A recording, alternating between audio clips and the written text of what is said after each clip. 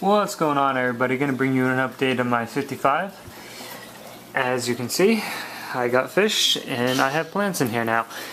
Finally brought all my fish over and acclimated them, and it took a little bit longer than I would like it to, but I did it in increments, so I didn't stress out the system and didn't have the system crashing because all the extra fish being put in there and the biological bacteria not being able to break it down in time. So I did it in increments. I broke down a 20, a 10, and a 5.5, and I'm just going to give you an update on my livestock and my plants. So I'll start with the plants right now.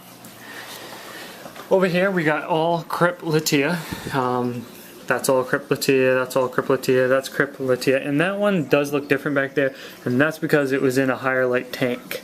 So that one might kind of melt. Actually, all the crypts might just melt because completely, different water parameters. And if you guys don't know already, crypts are really temperamental. They don't like being moved around too much, and they definitely don't like pH, and they don't like any fluctuations. They're really temperamental. Sometimes they just melt because I have no idea why they just melt, it seems like to me, but I'm hoping they don't melt too bad, and if they do melt, I hope they come back because that's a decent amount of crypt. What we got right here is Cryptwenty, and got a moss ball. This is another plant that I don't know if it's gonna last in here. I do see a couple new leaves coming off of it, so that is a good sign.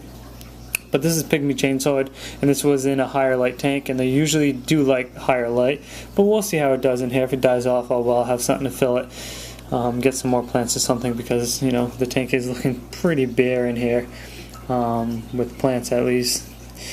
Back there is Vallisneria. Right there is Bacopa. I don't know how well that's going to do. That came out of a higher light tank. And then this is all Dwarf Sage. And then as for stocking for fish, I have 4 black Harlequin rasboras. I have some guppies that I've been trying to breed certain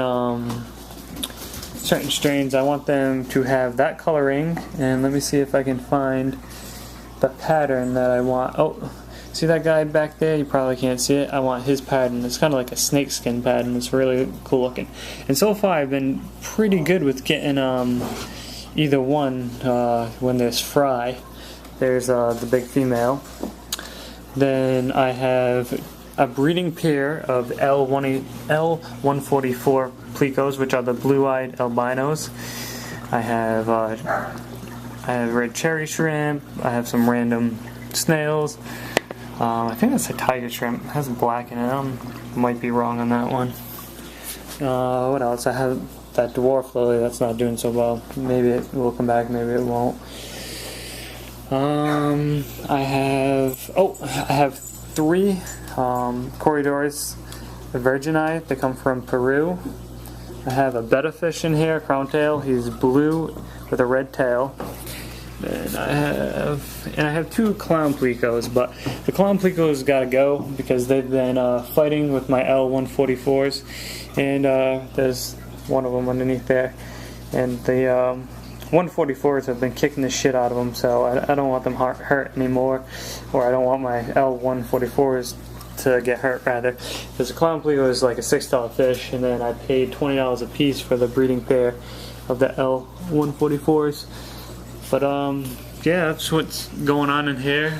I'm gonna get more fish pretty soon. I'm definitely gonna get more plants before fish anyway. And I also got my other heater in here. It's an Aqueon Pro. Then I have my BioWhale 200. I also hooked that up. But that's pretty much it for here. Yeah. Look at those guys. They're the pimp. Alright, I'll catch you guys later. Comment, rate, subscribe.